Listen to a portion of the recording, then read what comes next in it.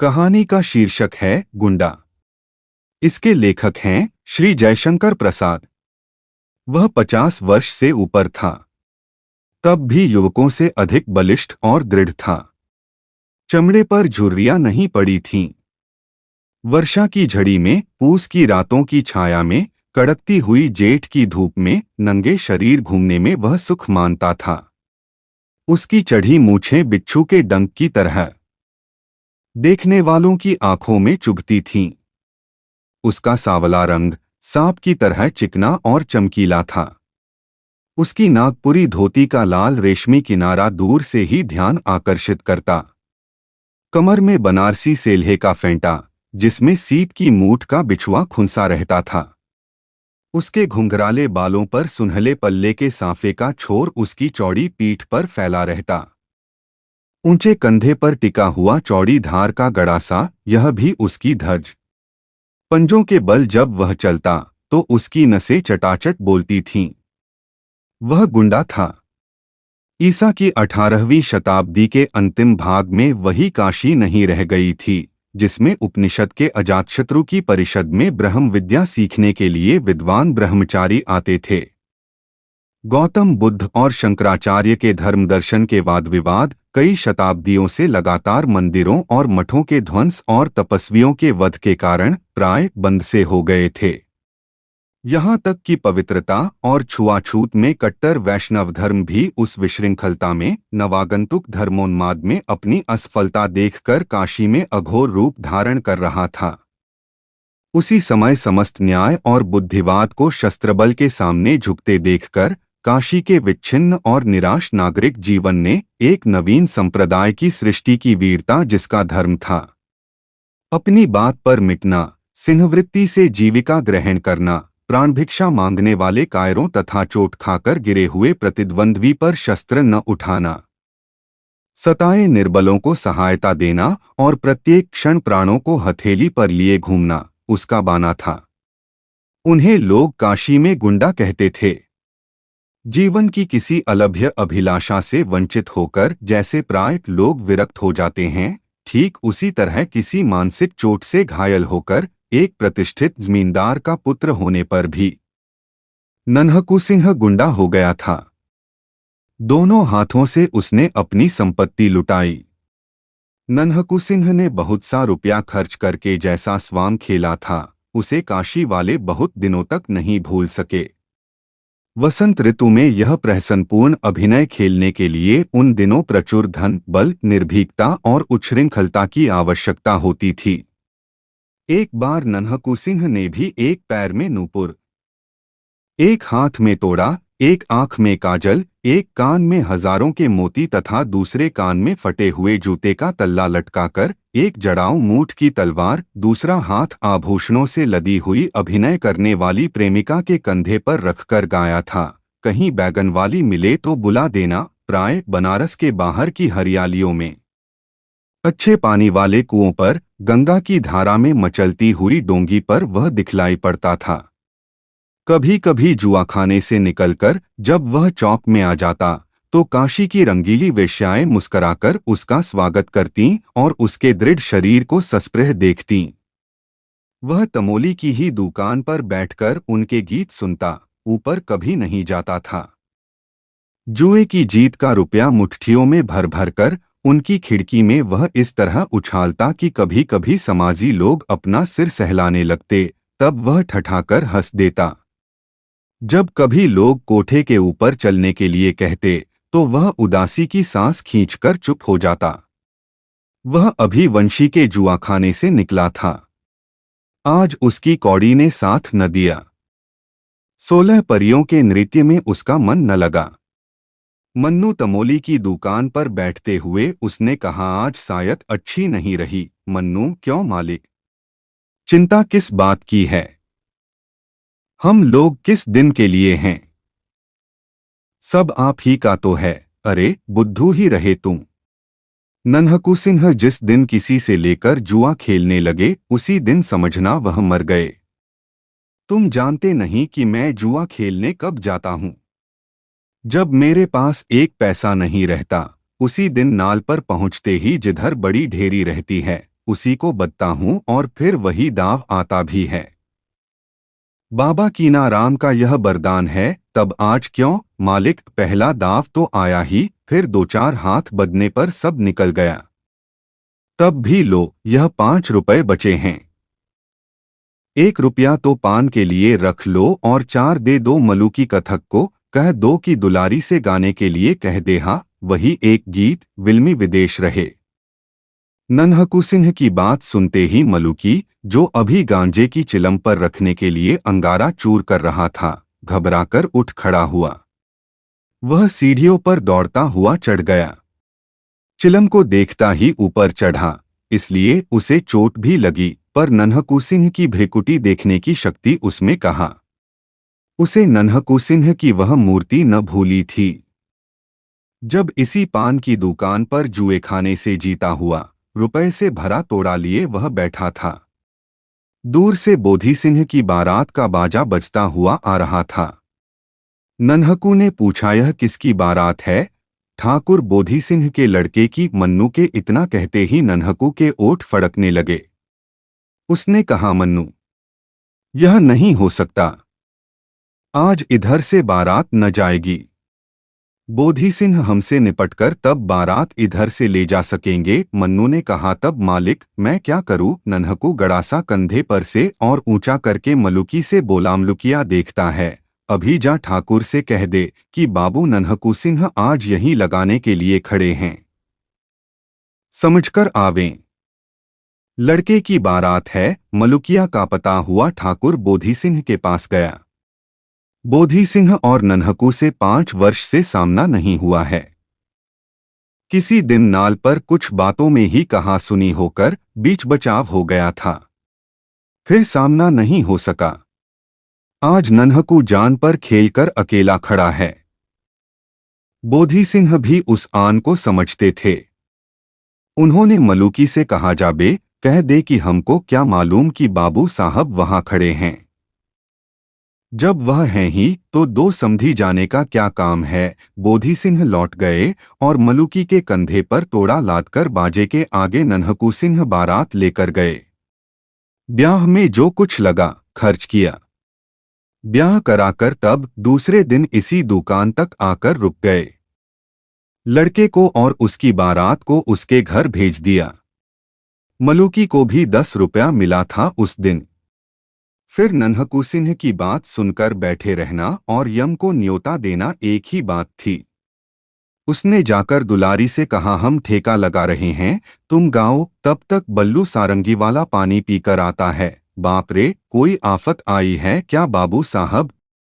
सलाम कहकर दुलारी ने खिड़की से मुस्कराकर झांका था कि नन्हकू सिंह उसके सलाम का जवाब देकर दूसरे एक आने वाले को देखने लगे।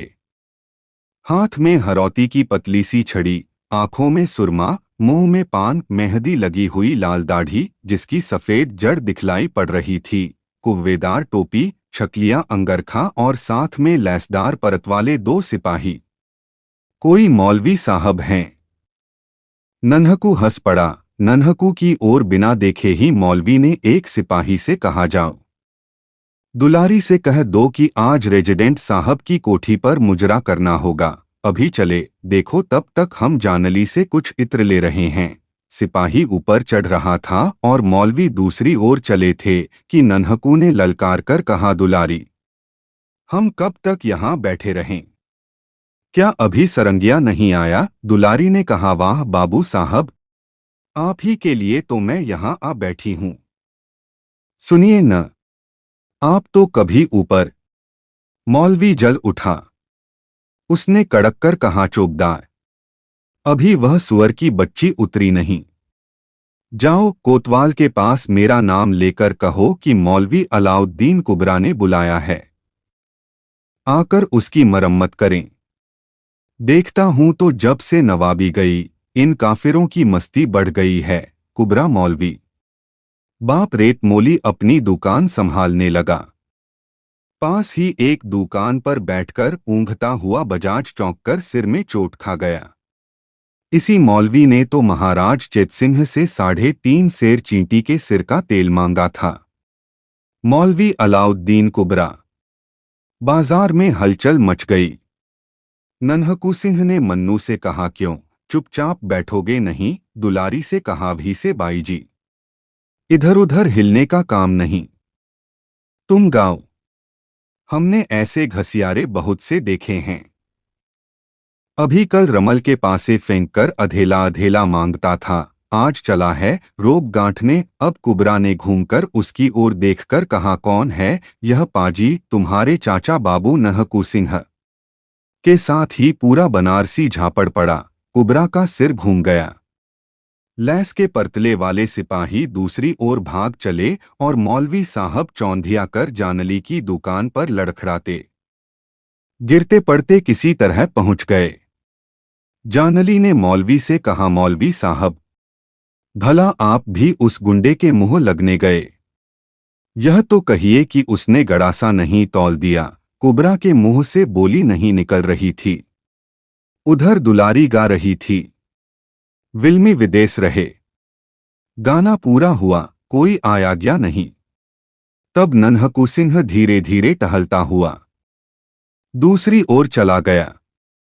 थोड़ी देर में एक डोली रेशमी पर्दे से ढंकी हुई आई। साथ में एक चौकीदार था। उसने दुलारी को राजमाता पन्ना की आज्ञा सुनाई। दुलारी चुपचाप डोली पर जा बैठी। डोली धूल और संध्याकाल के धुएं से भरी हुई बनारस की तंग गलियों से होकर शिवालय घाट की ओर चली।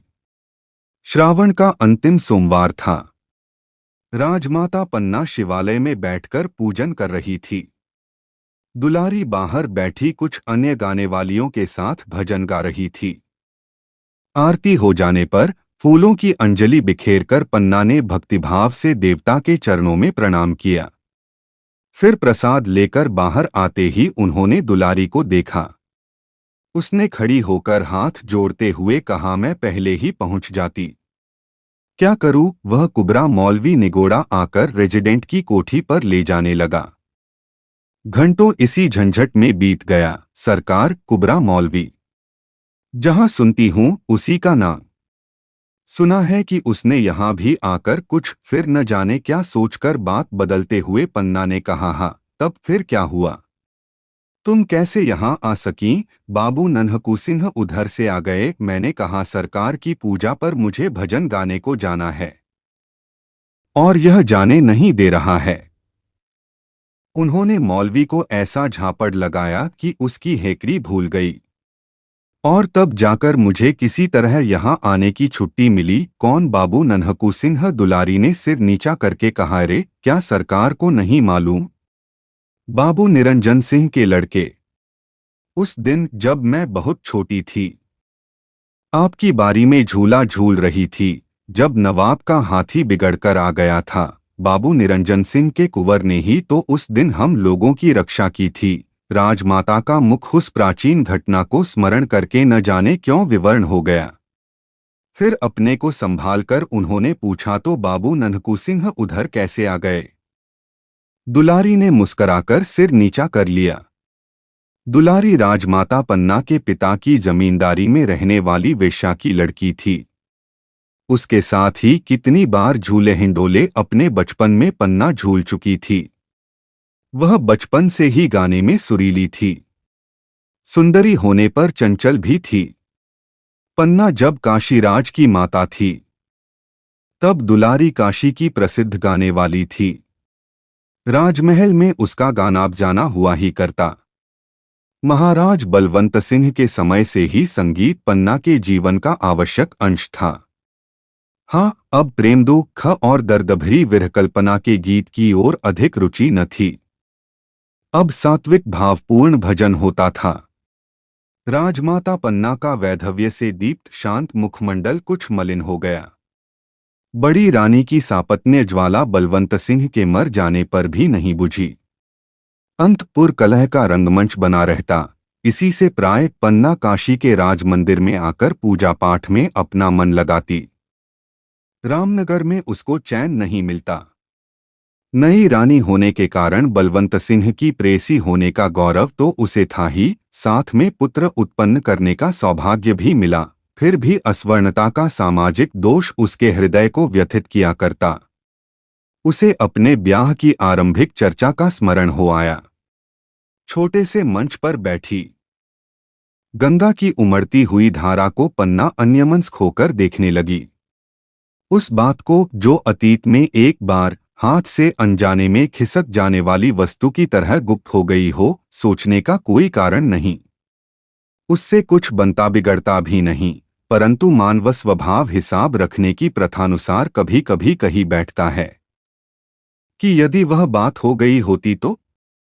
ठीक उसी तरह पन्ना भी राजा बलवंत सिंह द्वारा बलपूर्वक रानी बनाई जाने के पहले की एक संभावना को सोचने लगी थी।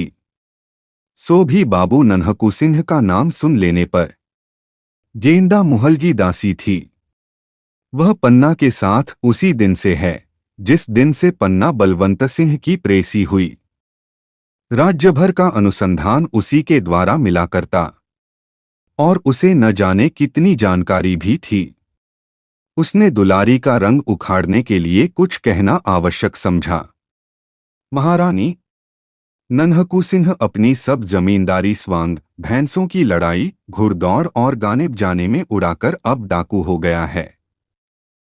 जितने खून होते हैं सब में उसी का हाथ रहता है। जितनी उसे रोककर दुलारी ने कहा, यह झूठ है बाबू साहब के ऐसा धर्मात्मा तो कोई है ही नहीं। कितनी विधवाएं उनकी दी हुई धोती से अपना तन ढंकती है, कितनी लड़कियों की ब्याह शादी होती है, कितने सताए हुए लोगों की उनके द्वारा रक्षा होती है। रानी पन्ना के हृदय में एक तरलता उद्वेलित हुई।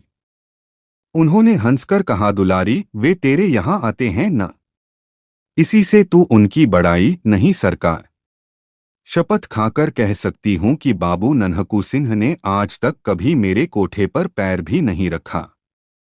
राजमाता न जाने क्यों इस अद्भुत व्यक्ति को समझने के लिए चंचल हो उठी थीं। तब भी उन्होंने दुलारी को आगे कुछ न कहने के लिए तीखी दृष्टि से देखा। वह चुप हो गई। पहले पहर की शहनाई बजने लगी। दुलारी छुट्टी मांगकर डोली पर बैठ गई। तब गेंदा ने कहा, सरकार, आजकल नगर की दशा बड़ी बुरी है। दिन दहाड़े लोग लूट लिए जाते हैं। सैकड़ों जगह नाला पर जुए में लोग अपना सर्वस्व गंवाते हैं। बच्चे फुसलाए जाते हैं। गलियों में लाठियां और छुरा चलने के लिए टेढ़ी भौहें कारण बन जाती हैं। उधर रेजिडेंट साहब से महाराजा की अनबन चल रही है। राजमाता चुप रहीं। दूसरे दिन राजा चेतसिंह के पास रेजिडेंट मार्कहेम की चिट्ठी आई, जिसमें नगर की दुर्व्यवस्था की कड़ी आलोचना थी। डाकुओं और गुंडों को पकड़ने के लिए उन पर कड़ा नियंत्रण रखने की सम्मति भी थी।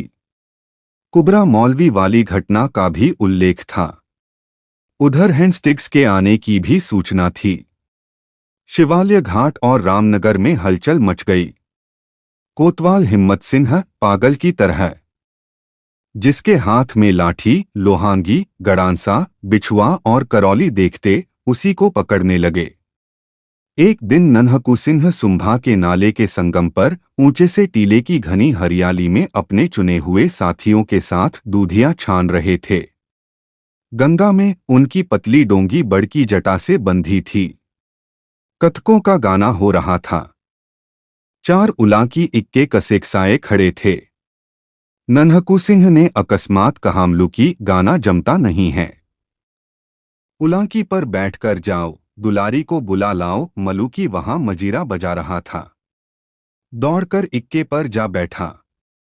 आज नन्हकू सिंह का मन उखड़ा था। बूटी कई बार छानने पर भी नशा नहीं। 1 घंटे में दुलारी सामने आ गई। उसने मुस्कराकर कहा, क्या हुक्म है बाबू साहब? दुलारी, आज गाना सुनने का मन कर रहा है। इस जंगल में क्यों? उसने सशंक हंसकर कुछ अभिप्राय से पूछा।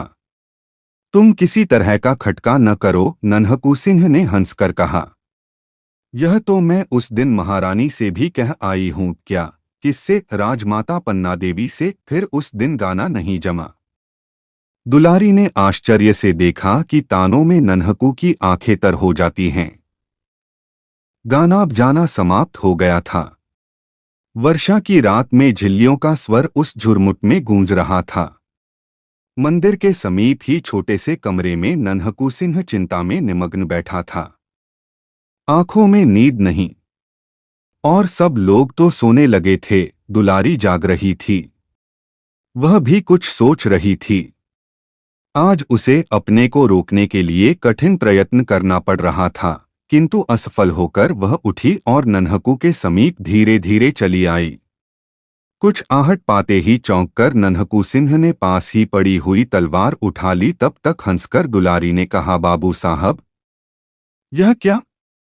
स्त्रियों पर भी तलवार चलाई जाती है। छोटे से दीपक के प्रकाश में वासनाभरी रमणी का मुख देखकर नन्हकू हंस पड़ा। उसने कहा, क्यों बाई जी, क्या इसी समय जाने की पड़ी है?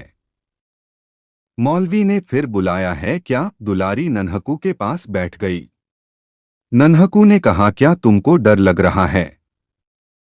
नहीं, मैं कुछ पूछने आई हूं। क्या? क्या यही कि कभी तुम्हारे हृदय में उसे न पूछो? दुलारी, हृदय को बेकार ही समझकर तो उसे हाथ में लिए फिर रहा हूं।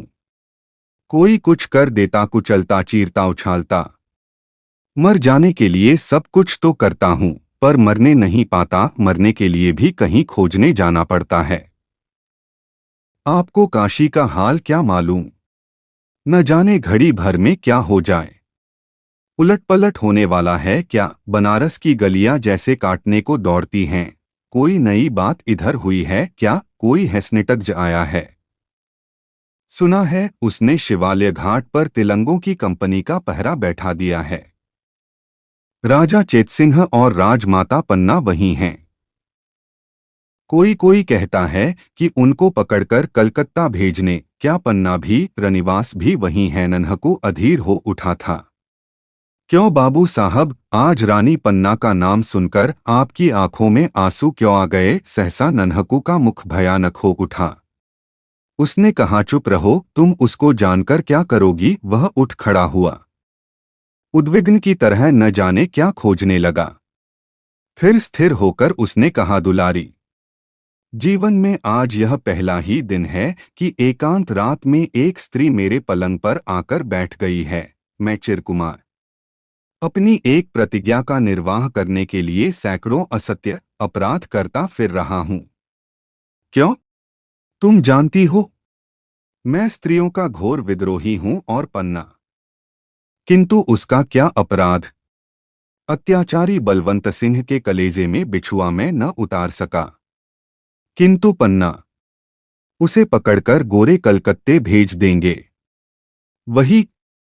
नन्हकू सिंह उन्मत्त हो उठा था। दुलारी ने देखा, नन्हकू अंधकार में ही वट वृक्ष के नीचे पहुंचा और गंगा की उमड़ती हुई धारा में डोंगी खोल दी। उसी घने अंधकार में दुलारी का हृदय कांप उठा। 16 अगस्त सन 1781 को काशी डावाडोल हो रही थी। शिवालय घाट में राजा चेतसिंह लेफ्टिनेंट इस्टाकर के पहरे में थे। नगर में आतंक था। दुकानें बंद थीं।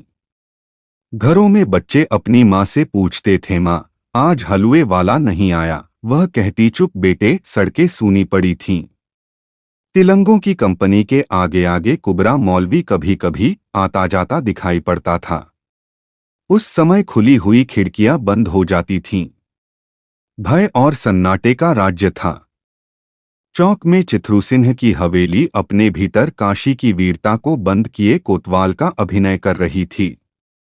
इसी समय किसी ने पुकारा, हिम्मत सिंह। खिड़की में से सिर निकालकर हिम्मत सिंह ने पूछा, कौन? बाबू नन्हकू सिंह। अच्छा, तुम अब तक बाहर ही हो, पागल।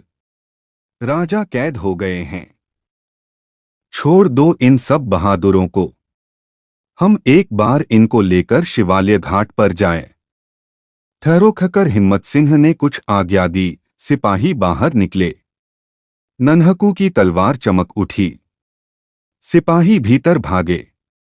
नन्हकू ने कहा, नम खरामो, चूड़ियां पहन लो। लोगों के देखते देखते नन्हकू सिंह चला गया। कोतवाली के सामने फिर सन्नाटा हो गया। नन्हकू उन्मत्त था। उसके थोड़े से साथी उसकी आज्ञा पर जान देने के लिए तुले थे। वह नहीं जानता था कि राजा चेतसिंह का क्या राजनीतिक अपराध है। उसने कुछ सोचकर अपने थोड़े से साथियों को फाटक पर गड़बड़ मचाने के लिए भेज दिया। इधर अपनी डोंगी लेकर शिवालय की खिड़की के नीचे धारा काटता हुआ पहुंचा। किसी तरह निकले हुए पत्थर में रस्सी अटकाकर उस चंचल डोंगी को उसने स्थिर किया और बंदर की तरह उछलकर खिड़की के भीतर हो रहा। उस समय वहां राजमाता पन्ना और राजा चेतसिंह से बाबू मनिहार सिंह कह रहे थे, आपके यहाँ रहने से हम लोग क्या करें, यह समझ में नहीं आता। पूजा पाठ समाप्त करके आप रामनगर चली गई होती तो यह तेजस्विनी पन्ना ने कहा, अब मैं रामनगर कैसे चली जाऊं। मनिहार सिंह दुखी होकर बोले, कैसे बताऊं, मेरे सिपाही तो बंदी हैं। इतने में फाटक पर कोलाहल मचा। राजपरिवार अपनी मंत्रणा में डूबा था कि नन्हकू सिंह का आना उन्हें मालूम हुआ। सामने का द्वार बंद था। नन्हकू सिंह ने एक बार गंगा की धारा को देखा। उसमें एक नाव घाट पर लगने के लिए लहरों से लड़ रही थी। वह प्रसन्न हो उठा। इसी की प्रतीक्षा में वह रुका था। उसने जैसे सबको सचेत करते हुए कहा, महारानी कहाँ है। सबने घूम कर देखा, एक अपरिचित वीर मूर्ति, शस्त्रों से लदा हुआ पूरा दे। चेतसिंह ने पूछा, तुम कौन हो। राजपरिवार का एक बिना दाम का सेवक। पन्ना के मुंह से हल्की सी एक सांस निकल रह गई। उसने पहचान लिया। इतने वर्षों के बाद वही नन्हकू सिंह है। मनिहार सिंह ने पूछा, तुम क्या कर सकते हो। मैं मर सकता हूं। पहले महारानी को डोंगी पर बिठाइए। नीचे दूसरी डोंगी पर अच्छे मल्लाह हैं, फिर बात कीजिए। मनिहार सिंह ने देखा, जनानी ड्योढ़ी का दरोगा राज की एक डोंगी पर 4 मल्लाहों के साथ खिड़की से नाव सटाकर प्रतीक्षा में हैं। उन्होंने पन्ना से कहा, चलिए मैं साथ चलता हूं। और चेतसिंह को देखकर पुत्रवत्सला ने संकेत से एक प्रश्न किया। उसका उत्तर किसी के पास न था।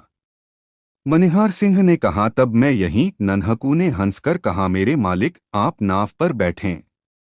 जब तक राजा भी नाव पर न बैठ जाएंगे तब तक 17 गोली खाकर भी नन्हकू सिंह जीवित रहने की प्रतिज्ञा करता है। पन्ना ने नन्हकू को देखा। एक क्षण के लिए चारों आंखें मिली, जिनमें जन्म का विश्वास ज्योति की तरह जल रहा था। फाटक बलपूर्वक खोला जा रहा था। नन्हकू ने उन्मत्त होकर कहा, मालिक जल्दी कीजिए। दूसरे क्षण पन्ना डोंगी पर थी और नन्हकू सिंह फाटक पर इस्टाकर के साथ। चेतराम ने आकर एक चिट्ठी मनिहार सिंह को हाथ में दी। लेफ्टिनेंट ने कहा, आपके आदमी गड़बड़ मचा रहे हैं। अब मैं अपने सिपाहियों को गोली चलाने से नहीं रोक सकता। मेरे सिपाही यहाँ कहाँ हैं साहब। मनिहार सिंह ने हंसकर कहा।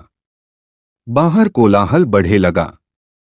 चेतराम ने कहा, भले चेतसिंह को कैद कीजिए।